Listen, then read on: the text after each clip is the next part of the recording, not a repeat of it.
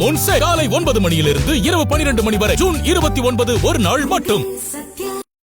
தற்போது முடிந்த தமிழக சட்டமன்ற தேர்தலில் அதிமுக கூட்டணியில் 18 இடங்களில் போட்டியிட்ட அன்புமணி தலைமையிலான பாமக அவற்றில் 4 இடங்களில் வெற்றி பெற்றது.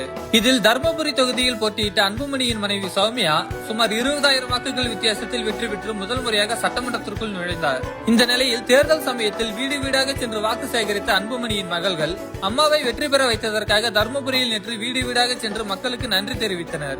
அப்போது மக்களும் அவர்களை ஆரத்தி எடுத்து சால்வை அணிவித்து உற்சாகமாக வரவேற்றனர். இது தொடர்பான வீடியோக்களும் தற்போது சமூக வலைதளங்களில் வைரலாகி வருகின்றன.